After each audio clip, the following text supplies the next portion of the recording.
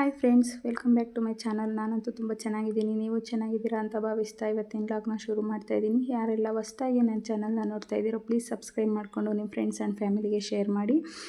ನೋಡಿ, ಇವತ್ತು ಬೆಳಗ್ಗೆನೇ ನಾನು ಗ್ಯಾಸ್ ಎಲ್ಲ ಕ್ಲೀನ್ ಮಾಡಿಬಿಟ್ಟು ಒಂದು ಗ್ಲಾಸ್ ಬಿಸಿನೀರನ್ನ ಮಾಡ್ಕೊಂಬಿಟ್ಟು ಕುಡಿದ್ಬಿಟ್ಟು ನಂದು ಬೆಳಗ್ಗಿನ ದಿನಚರಿನ ಸ್ಟಾರ್ಟ್ ಮಾಡ್ತೀನಿ.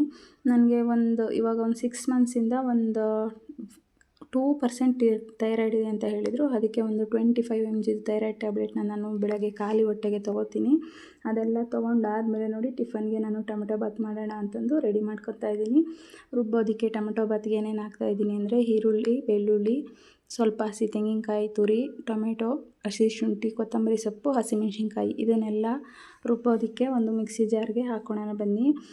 ಎಲ್ಲ ಹಸಿದೇನೆ, ಯಾವುದೂ ಹುರಿದಿಲ್ಲ. ತೆಂಗಿನಕಾಯಿ, ಟೊಮೆಟೊ, ಈರುಳ್ಳಿ, ಬೆಳ್ಳುಳ್ಳಿ, ಹಸಿ ಶುಂಠಿ, ಹಸಿಮೆಣ್ಸಿನ್ಕಾಯಿ ಇಷ್ಟೆಲ್ಲ ಹಾಕೊಂಬಿಟ್ಟು ಚೆನ್ನಾಗಿ ನುಣ್ಣಗೆ ರುಬ್ಕೊಳ್ಳಿ. ನೆಕ್ಸ್ಟು ಒಗ್ಗರಣೆಗೆ ಅಂತ ನೋಡಿ, ಇನ್ನೊಂದು ಸ್ವಲ್ಪ ಟೊಮೆಟೊ, ಈರುಳ್ಳಿ, ಕೊತ್ತಂಬರಿ, ಕರಿಬೇವು ತೊಗೊಂಡಿದ್ದೀನಿ. ಟೊಮೆಟೊ ಜಾಸ್ತಿ ಹಾಕ್ತಿದ್ದೀನಿ ಯಾಕಂದರೆ ರುಬ್ಬೋದಕ್ಕೂ ಒಂದು 2 ಹಾಕಿದ್ದೀನಿ. ಮತ್ತು ಒಗ್ಗರಣೆಗೆ ಅಂತ ಒಂದು 4 ತೊಗೊಂಡಿದ್ದೀನಿ. ಮೊದಲಿಗೆ ಒಂದು ಕುಕ್ಕರ್ ಇಟ್ಬಿಟ್ಟು ಎಷ್ಟು ಬೇಕೋ ಅಷ್ಟು ನಿಮಗೆ ಎಣ್ಣೆನ ಹಾಕ್ಕೊಂಡ್ಬಿಟ್ಟು ಅದಕ್ಕೆ ಸಾಸಿವೆ, ಜೀರಿಗೆ, 1-2 ಕಡಲೆಕಾಯಿ ಬೀಜ, ಕರಿಬೇವು ಎಲ್ಲ ಹಾಕ್ಕೊಂಬಿಟ್ಟು ಫ್ರೈ ಮಾಡ್ಕೊತಾ ಇದ್ದೀನಿ. ಕಡಲೆ ಬೀಜ ಆಪ್ಷನಲ್ಲು, ನಿಮಗೆ ಬೇಕಂದರೆ ಹಾಕ್ಕೊಳ್ಳಿ, ಬೇಡ ಅಂದರೆ ಬೇಡ. ನಾನು ಸ್ವಲ್ಪ ನಮ್ಮ ಮನೇಲಿ ಮಕ್ಕಳು ಇಷ್ಟಪಡ್ತಾರೆ ಅಂತಂದು ಎಲ್ಲದಕ್ಕೂ ಉಪ್ಪಿಟ್ಟಿಗೆ ಎಲ್ಲದಕ್ಕೂ ಕಡಲೆ ಬೀಜನ ಜಾಸ್ತಿ ಉಪಯೋಗಿಸ್ತೀನಿ. ಆಮೇಲೆ ಈರುಳ್ಳಿ ಹಾಕ್ಕೊಂಬಿಟ್ಟು ಚೆನ್ನಾಗಿ ಫ್ರೈ ಮಾಡ್ಕೊಳ್ಳಿ. ಈರುಳ್ಳಿ ಸ್ವಲ್ಪ ಬಣ್ಣ ಬದಲಾಗೋ ತನಕ ಚೆನ್ನಾಗಿ ಎಣ್ಣೆಲೆ ಉರಿರಿ. ಅದಾದಮೇಲೆ ಟೊಮೆಟೊನ ಸೇರಿಸ್ಕೊಳ್ಳಿ. ಟೊಮೆಟೊ ಸೇರಿಸ್ಕೊಂಬಿಟ್ಟು ಅದು ಅಷ್ಟೇ ಸ್ವಲ್ಪ ಸ್ಮೂತ್ ಆಗಬೇಕು. ಟೊಮೆಟೊನು ಸ್ಮೂತ್ ಆದಮೇಲೆ ನಾನು ಇವತ್ತು ಬಟಾಣಿನ ನೆನೆಸಿರಲಿಲ್ಲ. ಹಾಗಾಗಿ ಒಂದು 2-3 ವಿಷಲ್ ಕೂಗಿಸ್ಕೊಂಬಿಟ್ಟು ಮೊದಲೇ ತೆಗೆದಿಟ್ಕೊಂಡಿದ್ದೆ. ಹಸಿ ಬಟಾಣಿ ಇರಲಿಲ್ಲ ಅಂತ ಬಟಾಣಿ ಹಾಕ್ಕೊಂಡು ಅಕ್ಕಿನ 1-2 ಸಲ ತೊಳೆದ್ಬಿಟ್ಟು ನೆನೆಸಿಟ್ಟಿದ್ದೆ. ಅಕ್ಕಿನೂ ಹಾಕ್ತಾಯಿದ್ದೀನಿ. ಅಕ್ಕಿನ ನೆನೆಸಿಡೋದ್ರಿಂದ ರೈಸು ಸ್ವಲ್ಪ ಸ್ಮೂತ್ ಆಗುತ್ತೆ. ಯಾಕಂದರೆ ಮಧ್ಯಾಹ್ನ ಮಕ್ಕಳು ಬಾಕ್ಸ್ಗೆ ಹಾಕಿರ್ತೀವಲ್ವ, ಆ ರೈಸು ಸ್ವಲ್ಪ ಗಟ್ಟಿಯಾಗಿಬಿಡುತ್ತೆ. ಹಂಗಾಗಿ ನೆನೆಸಿಟ್ಬಿಟ್ಟು ನಾನು ಅನ್ನಕ್ಕಾಗಲಿ ಯಾವುದೇ ಟಿಫನ್ಗಾಗಲಿ ಮಾಡ್ತೀನಿ.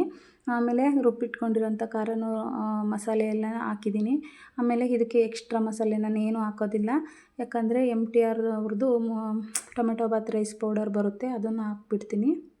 ಜಾಸ್ತಿ ಮಸಾಲೆ ಅಂದರೆ ಇನ್ನು ಚೆನ್ನಾಗಿರಲ್ಲ ಮಕ್ಕಳಿಗೆ, ಎದೆ ಉರಿ ಬಂದಂಗೆ ಆಗಿಬಿಡುತ್ತೆ. ಹಸಿ ಶುಂಠಿ, ಬೆಳ್ಳುಳ್ಳಿ, ಹಸಿಮೆಣ್ಸಿನ್ಕಾಯಿ ಎಲ್ಲ ಹಾಕಿರ್ತೀವಲ್ಲ, ಎಲ್ಲ ಮಸಾಲೆನೇ. ಹಂಗಾಗಿ ಟೊಮೆಟೊ ರೈಸ್ ಪೌಡರ್ ಮಾತ್ರ ಆ್ಯಡ್ ಮಾಡ್ತೀನಿ. ಅಳತೆ ಎಷ್ಟು ಬೇಕೋ ಅಷ್ಟು. ಇವಾಗ 2 ಗ್ಲಾಸ್ ಅಕ್ಕಿ ತೊಗೊಂಡಿದ್ರೆ 4 ಗ್ಲಾಸ್ ನೀರು ಥರ ಅಳತೆಗೆ ಅಕ್ಕಿ ಹಾಕ್ಬಿಟ್ಟು ಸ್ವಲ್ಪ ರುಚಿಗೆ ತಕ್ಕಷ್ಟು ಎಷ್ಟು ಬೇಕಷ್ಟು ಉಪ್ಪನ್ನ ಹಾಕ್ಬಿಟ್ಟು ನೀಟಾಗಿ ಮಿಕ್ಸ್ ಮಾಡಿಬಿಟ್ಟು ಒಂದು ಕುದಿಯೋವರೆಗೂ ಬಿಡಬೇಕು. ಚೆನ್ನಾಗಿ ಒಂದು ಕುದಿ ಬಂದಮೇಲೆ ಚೆನ್ನಾಗಿ ಇನ್ನೊಂದು ಸಲ ಕೈ ಆಡಿಸ್ಬಿಟ್ಟು ಕುಕ್ಕರ್ ವಿಷಲ್ನ ಲಿಡ್ನ ಕ್ಲೋಸ್ ಮಾಡಿಬಿಟ್ರೆ ಒಂದು 2 ವಿಷಲ್ ಕೂಗಿದ್ರೆ ಟೊಮೆಟೊ ಬಾತ್ ಅಂತೂ ರೆಡಿ ಆಗುತ್ತೆ. ಟೊಮೆಟೊ ಬಾತ್ ಎಲ್ಲ ರೆಡಿ ಆಗೋಷ್ಟರೊಳಗೆ ನಾನು ಗ್ಯಾಸ್ ಮತ್ತೆ ಒರೆಸ್ಕೊಂಬಿಟ್ಟು ನೋಡಿ ಟೊಮೆಟೊ ಬಾತ್ ಎಲ್ಲ ರೆಡಿಯಾಗಿದೆ. ಮಕ್ಕಳಿಗೆ ಹಾಕ್ಕೊಟ್ಬಿಟ್ಟು ಕಳಿಸಿದೆ. ನೆಕ್ಸ್ಟು ನೋಡಿ, ಇಲ್ಲಿ ಇದು ವಿಡಿಯೋ ತುಂಬ ದಿನ ಆಯಿತು, ಒಂದು 15-20 ದಿನದ ಹಿಂದಿನ ವಿಡಿಯೋ. ನಮಗೆ ಒಂದೇ ಒಂದು ನೈಟಲ್ಲಿ ಬಂದಿರೋ ಗಾಳಿ ಮಳೆಗೆ ಎಷ್ಟೆಲ್ಲ ಅವಾಂತರ ಆಗಿದೆ ಅಂದರೆ ಮನೆ ಹತ್ರ ನಿಜ ಹೇಳೋಕ್ಕಾಗಲ್ಲ. ಸಡನ್ಲಿ ಬೆಳಗ್ಗೆ ಎದ್ದುಬಿಟ್ಟು ನೋಡಿದ್ರೆ ಮನೆ ಸುತ್ತಮುತ್ತ ತೋಟದೊಳಗಡೆ ಎಷ್ಟು ಮರಗಳು, ಕಂಬಗಳು ನೋಡಿ ಇಲ್ಲಿ ಎಷ್ಟು ಗಾಳಿ ಅಂದರೆ ನಮ್ಮ ಇಡೀ ಜೀವನದಲ್ಲೇ ಈ ಥರ ಗಾಳಿನ ನಾವು ನೋಡೇ ಇಲ್ಲ. ಆ ಥರ ಗಾಳಿ. ನಾನು ರಾತ್ರಿ ಎಲ್ಲ ನಿದ್ದೆನೇ ಮಾಡಿಲ್ಲ ನೋಡಿ. ವೈಯರ್ಗಳು, ಕಂಬ, ಮರಗಳು ಎಲ್ಲ ಪೀಸಾಗಿ ಅಷ್ಟು ಮರಗಳು ಬುಡ ಸಮೇತ ಬಿದ್ದಿದೆ. ಇನ್ನಷ್ಟು ಮರಗಳು ಅರ್ಧಕ್ಕೆ ಕಟ್ಟಾಗಿದೆ ನೋಡಿ. ತೆಂಗಿನ ಮರ ಅಂತೂ ನೀರೆಲ್ಲ ಹೆಂಗೆ ನಿಂತಿದೆ. ಅಷ್ಟು ಮಳೆ ಗಾಳಿ ಬಂದುಬಿಟ್ಟು ಮನೆ ಹತ್ರ ಅಂತೂ ನೋಡಿಬಿಟ್ರೆ ಬೆಳಗ್ಗೆ ಆಶ್ಚರ್ಯ, ಏನಪ್ಪ ಇದನ್ನೆಲ್ಲ ಹೆಂಗೆ ಸರಿ ಮಾಡೋದು ಅನ್ಸ್ಕೊಂಬಿಡ್ತು. ಒಂದು ಸ್ವಲ್ಪ ಹೊತ್ತಿಗೆ ಶಾಕಾಗಿ ಸುಮ್ಮನೆ ನಿಂತ್ಬಿಟ್ವಿ. ಅಷ್ಟು ಬಿದ್ದಿರೋದು ನೋಡಿದರೆ ಹೊಟ್ಟೆ ಉರಿದೋಗ್ಬಿಡ್ತು.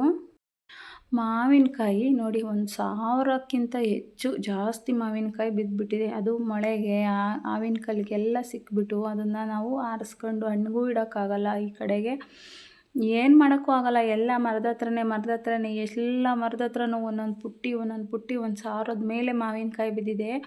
ಮತ್ತು ನೋಡಿ ತೆಂಗಿನಕಾಯಿ ಅಂತೂ ಎಲ್ಲ ಮರದ ಹತ್ರನೂ ತೆಂಗಿನಕಾಯಿ ಗೊನೆನೇ ಬಿದ್ದುಬಿಟ್ಟಿದೆ. ಮರಗಳೇ ಸುಮಾರು ನಮ್ಮದು ತೆಂಗಿನ ಮರ ಚೆನ್ನಾಗಿ ಫಸ್ಟು ಬಿಡೋ ಅಂಥ ಮರನೇ 11 ಮರ ಬಿದ್ದೋಗ್ಬಿಟ್ಟಿದೆ.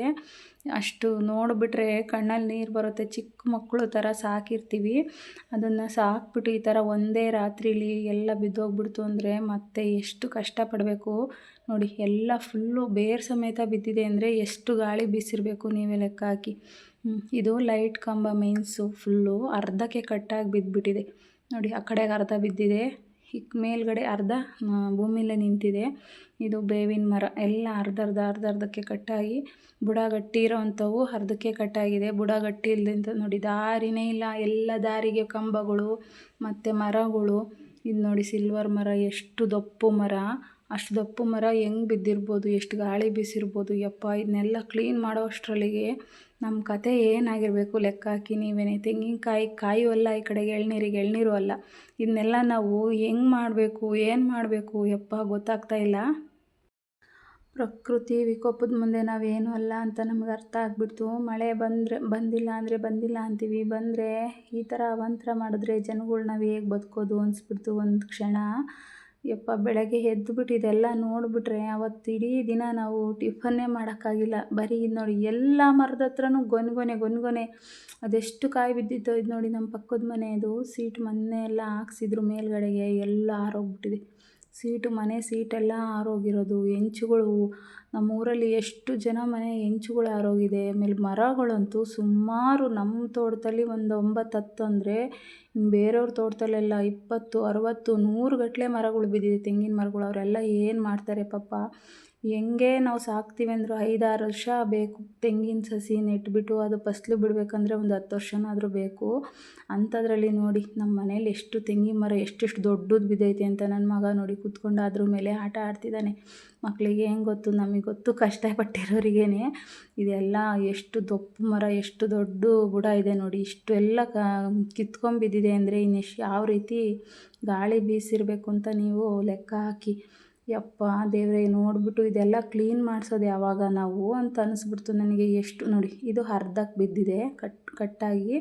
ಇನ್ನು ಕೆಲವು ಈ ಮರ ಬಿದ್ದಿರೋ ಫೋರ್ಸಿಗೆ ಮುಂದ್ಗಡೆ ಇರೋ ಸಸಿನೂ ಮುರಿದೋಗಿದೆ. ಈ ಮರ ಅದ್ರ ಮೇಲೆ ಬಿದ್ದಿರೋದ್ರಿಂದವ ಇದ್ರ ಜೊತೆ ಅದು ಮುರಿದೋಗಿದೆ. ಎಲ್ಲ ಕಂಬ ನೋಡಿ, ಇಲ್ಲಿ ಮಿಷಿನ್ ಮನೆ ಹತ್ರ ಸ್ಟಾರ್ಟ್ರ್ ಇಟ್ಟಿರೋದು ಮಿಷಿನ್ ಮನೆ.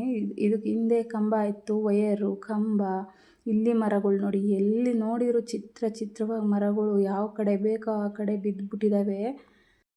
ಮೇಯ್ನ್ಸ್ ವೈರ್ಗಳ ಮೇಲೇ ಮತ್ತು ಅದ್ರ ಪಕ್ಕ ಇರೋ ಸಸಿಗಳು, ಪಕ್ಕ ಇರೋ ಮರಗಳು. ಒಂದು ಮರ ಬಿದ್ದರೆ ಅದ್ರ ಪಕ್ಕದಲ್ಲಿರೋದು ಇನ್ನೊಂದು ಅಲೆ ಮತ್ತೆ ಬಿದ್ದೋಗಿರುತ್ತೆ. ಆ ಮರ ಬಿದ್ದಿರೋ ಫೋರ್ಸಿಗೆ ಆ ಮರನೂ ಆ ಸಸಿನೂ ಕೆಟ್ಟೋಗ್ಬಿಟ್ಟಿದೆ. ಆ ಥರ ಆಗಿದೆ. ಇಷ್ಟೆಲ್ಲ ಮರಗಳು ಬಿದ್ದೋಗಿ, ವೈರೆಲ್ಲ ಬಿದ್ದೋಗಿ ಇಡೀ 1 ತಿಂಗಳು ಕರೆಂಟ್ ಇಲ್ಲ ನಮ್ಮ ಮನೇಲಿ. ಅಷ್ಟು ಪರಿಸ್ಥಿತಿಯಲ್ಲಿ ನಾವು ಬದುಕಿದ್ದೀವಿ. ನೋಡಿದ್ರೆ ಹೇಗಿದ್ರಪ್ಪ ಅನಿಸ್ಬೇಕು ನಿಮಗೆ. ಎಷ್ಟು ಕಂಬಗಳು ಅಂದರೆ ಸುಮಾರು ಒಂದು 15-20 ಕಂಬಗಳು ಬಿದ್ದಿದೆ ನಮ್ಮ ತೋಟದಲ್ಲದೆ ಬೇರೆ ಕಡೆ. ಅದನ್ನೆಲ್ಲ ಒಂದು ಕಡೆಯಿಂದ ಸರಿ ಮಾಡ್ಕೊಂಬರ್ಬೇಕು ಅಂದರೆ ನಮಗೊಂದು ತಿಂಗಳು ಕರೆಂಟೇ ಕೊಟ್ಟಿಲ್ಲ. ಹೇಗಿರ್ಬೋದು ನಾವು, ನೀವೇ ಲೆಕ್ಕ ಹಾಕಿ ನೋಡಿ. ತೆಗೆದ ಮರ ಅಂದರೆ ಇದನ್ನೇನಂತಾರೆ, ಟೀ ಕುಡ್ಡು. ಇದು ಈ ಮರಗಳು ಒಂದು 7-8 ಬಿದ್ದಿದೆ ನೋಡಿ. ಅಲ್ಲಿ ಎಂಥ ಸಸಿ ಹೆಂಗೆ ಬಿದ್ದಿದೆ ನೋಡಿ. ಈ ಸಸಿನ ನಾವು ಮದುವೆ ಆಗಿ ಬಂದಮೇಲೆ ಹಾಕಿ ಇಷ್ಟೆತ್ರಕ್ಕೆ ಇನ್ನೇನು ಎಳ್ನೀರು ಬೀಳೋವಂಥ ಸಸಿಗಳಿವೆಲ್ಲ. ಹಿಂಗೆಲ್ಲ ಗಾಳಿಗೆ ಮಲಗಿಬಿಟ್ಟಿದ್ದಾವೆ ನೋಡಿ. ಅಷ್ಟು ಗಾಳಿ, ಎಷ್ಟು ದೊಡ್ಡ ಮರ ಮಲಗಿದ್ದಾವೆ ಅಂದರೆ ಇನ್ನೆಷ್ಟು ಗಾಳಿ ಬೀಸಿರಬೇಕು ಯಪ್ಪ ದೇವ್ರಾಣೆ. ಗಾಳಿ ಮಳೆ ಈ ಹಗಲೊತ್ತಾಗ್ಬಿಟ್ಟಿದ್ರೆ ಎಷ್ಟು ಮನುಷ್ಯರು ಸತ್ತೋಗ್ತಿದ್ವೋ ಗೊತ್ತಿಲ್ಲ ಮಾತ್ರ. ಈ ಗಾಳಿಗೆಲ್ಲ ತೂರ್ಕೊಂಡು ಹೋಗ್ಬಿಡ್ತಿದ್ವಿ ಅನ್ಸುತ್ತೆ ಆಚೆಲಿದ್ದಾಗ. ಅಷ್ಟು ರಾತ್ರಿ ಹೊತ್ತು ಆಗೋತ್ತಿಗೆ ಸರಿಯಾಗಿದೆ ನೋಡಿ. ಎಲ್ಲಿ ನೋಡಿದ್ರು ಮರ ಅರ್ಧಕ್ಕೆ ಕಟ್ಟಾಗಿರೋದು, ಕೆಲವೊಂದು ಬೇರು ಸಮೇತ ಬಿದ್ದಿರೋದು. ನಮ್ಮ ತೋಟದಲ್ಲೇ ಇದೆಲ್ಲ ಆಗಿರೋದು. ಎಷ್ಟು ಮರಗಳಂದರೆ ಇಂಥ ದೊಡ್ಡ ಮರ 11 ಬಿದ್ದಿದೆ. ಚಿಕ್ಕ ಸಸಿಗಳೆಲ್ಲ 1-4 ಹಿಂಗೆ ಎಲ್ಲ ಮಲಗಿಬಿಟ್ಟಿದ್ದಾವೆ ಗಾಳಿಗೆ. ಕಾಯಿಗಳಂತೂ ಲೆಕ್ಕಕ್ಕಿಲ್ಲ. ಎಲ್ಲ ಮರದ ಹತ್ರನೂ 2 ಗೊನೆ 3 ಗೊನೆ ಕಾಯಿ. ಅದನ್ನು ಏನು ಮಾಡೋದು. ಈ ಕಡೆಗೆ ಎಳ್ನೀರು ಅಲ್ಲ, ತೆಂಗಿನಕಾಯಿಯೂ ಅಲ್ಲ. ತಗೊಂಡೋಗಿ ಮನೆ ಹತ್ರ ಹಾಕೋಣಕ್ಕೂ ಆಗಲ್ಲ, ಎಳ್ನೀರಂತ ಮಾರೋಕ್ಕೂ ಆಗಲ್ಲ. ಇಂಥ ಪರಿಸ್ಥಿತಿ. ಏನು ಮಾಡಬೇಕು ರೈತರು ನೋಡಿ ಲೆಕ್ಕ ಹಾಕಿ. ಇವಾಗ ಇಷ್ಟು 11 ಮರದಲ್ಲಿ ಸುಮಾರು ಒಂದು ಫ್ಯಾಮಿಲಿ ಜೀವನ ಮಾಡ್ಬೋದು. ಈ ತೆಂಗಿನಕಾಯಲ್ಲಿ ಹಲಸಿನ ಮರದ ಹತ್ರ ನೋಡಿ, ಹಲಸಿನ ಹಣ್ಣು ಎಷ್ಟು ಬಿದ್ದೈತೆ ಅಂದರೆ ಸುತ್ತ ಫುಲ್ಲು ಗಾಳಿಗೆ ಅದೆಷ್ಟು ಹಲಸಿನ ಹಣ್ಣು ಬಿದ್ದಿತ್ತು, ಅದೆಷ್ಟು ಮಾವಿನ ಹಣ್ಣು ಬಿದ್ದಿದ್ದಾವೆ, ಅದೆಷ್ಟು. ನಮಗೆ ಹಲಸಿನ ಹಣ್ಣು ಮಾವಿನ ಹಣ್ಣೆಲ್ಲ ಹೋದರೆ ಹೋಗುತ್ತೆ. ನಮಗೆ ಈ ತೆಂಗಿನ ಮರ ನೋಡಿಬಿಟ್ರೆ ಯಪ್ಪ ಮಕ್ಳ ಥರ ಸಾಕ್ಬಿಟ್ಟು ಒಂದೇ ರಾತ್ರಿಲಿ ಇಷ್ಟೆಲ್ಲ ಆಗಿದೆಯಲ್ಲ. ಇಷ್ಟು ಮಾಡೋದಕ್ಕೆ ಮತ್ತೆ ನಾವು ಇವತ್ತು ಸಸಿ ಕಟ್ಟಿ ಎಬ್ಬಿಸ್ಬೋದು. ಅದೆಲ್ಲ ಫಸಲು ಬಿಡೋ ಅಷ್ಟರೊಳಗೆ ನಾವೇ ಇರ್ತೀವೋ ಇರಲ್ವೋ ಗೊತ್ತಿರಲ್ಲ. ಅಷ್ಟು ಕಷ್ಟ ಬಿದ್ದು ಮಾಡಿಬಿಟ್ಟು ಹಿಂಗಾಯಿತು ಅಂದರೆ ಏನು ಮಾಡೋದು ರೈತರು. ಯಪ್ಪ ಸಾಕಾಗ್ಬಿಟ್ಟಿದೆ. ನಾವೆಲ್ಲ ಒಂದು ರೌಂಡ್ ತೋಟ ಫುಲ್ ಮಕ್ಕಳು ನಾನು ತಿರುಗಾಡ್ಕೊಂಡು ಹೋಗ್ಬಿಟ್ಟು ಸುಮ್ಮನೆ ಏನು ಟಿಫನ್ ಏನೂ ಮಾಡಿಲ್ಲ. ಸುಮ್ಮನೆ ಕೂತ್ಬಿಟ್ಟಿದ್ವಿ ಬೇಜಾರಾಗ್ಬಿಟ್ಟು. ನೋಡಿ ಎಷ್ಟು ಎಳ್ನೀರು, ಕುಡಿಯೋವಷ್ಟು ಎಳ್ನೀರಿದ್ದಾವೆ. ಇದು ಕುಡಿಯೋಕ್ಕೂ ಮನಸ್ಸು ಬರ್ತಾ ಇಲ್ಲ ನಮಗೆ. ಎಷ್ಟು ಒಂದು 15 ದಿವಸ ಆದರೂ ನಾವು ಅದು ಎತ್ತೇ ಇಲ್ಲ, ಅಲ್ಲೇ ಬಿಟ್ಬಿಟ್ಟಿದ್ವಿ, ಹೋದರೆ ಹೋಗುತ್ತೆ ಅಂತ. ಮರಗಳೇ ಹೋಗಿದ್ದಾವೆ, ಅವನ್ನ ತಗೊಂಡು ಏನು ಮಾಡೋದು ಅಂತಂದು ಹಾಕಿಲ್ಲ ನಾವು. ಅದು ಎಲ್ಲಿತ್ತೋ ಅಲ್ಲಲ್ಲೇ ಬಿಟ್ಬಿಟ್ಟು ಆಮೇಲೆ ಮರ ಕೊಯ್ಯೋ ಮಿಷಿನಲ್ಲಿ ಕೊಯ್ಸಿರಾಗುತ್ತೆ ಅಂತಂದು. ಇದು ನೋಡಿ ಮನೇಲಿ, ಅಡುಗೆ ಮನೇಲಿ ಮನೆ ಹಿಂದೆ ತೆಂಗಿನ ಮರ ಇತ್ತಲ್ಲ, ಗಾಳಿಗೆ ತೆಂಗಿನ ಗರಿ ಹಾರಿ ಸೀಟ್ ಮೇಲೆ ಬಿದ್ದುಬಿಟ್ಟು ಸೀಟೆಲ್ಲ ಒಡೆದೋಗಿ ಚೂರು ಚೂರಾಗಿ ಎಲ್ಲ ಬಿದ್ದಿರೋದು ರಾತ್ರಿ. ಫುಲ್ಲು ಅಡುಗೆ ಮನೆ ಸೀಟೆಲ್ಲ ಈ ಥರ ನೋಡಿ ಕೆಳಗಡೆ ಬಿದ್ದುಬಿಟ್ಟು ಚೂರು ಚೂರಾಗಿ ನೋಡಿ, ಸೀಟೆಲ್ಲ ಮಧ್ಯೆ ಹಾಕಿರ್ತಾರಲ್ಲ ಅದೆಲ್ಲ ಆರೋಗ್ಬಿಟ್ಟಿತ್ತು. ಯಪ್ಪ ಹೆಂಗಪ್ಪ ಇರೋದು, ಈ ಥರ ಗಾಳಿ ಇನ್ನೊಂದಿನ ಬಂತು ಅಂದರೆ ಮನೆಯೇ ಹೋಗ್ಬಿಡುತ್ತೇನೋ ಅಷ್ಟು ಭಯದಲ್ಲಿ ಅವತ್ತು ರಾತ್ರಿ ನಿದ್ದೆ ಮಾಡಿಲ್ಲ ನೋಡಿ. ಏನು ತೋಟದೊಳಗಡೆ ಹಿಂಗೆ ಆಯಿತು ಅಂದರೆ ಏನು ಮಾಡೋದು. ಇವತ್ತಿನ ಲಾಗ್ ಇಷ್ಟ ಆಯಿತು ಫ್ರೆಂಡ್ಸ್.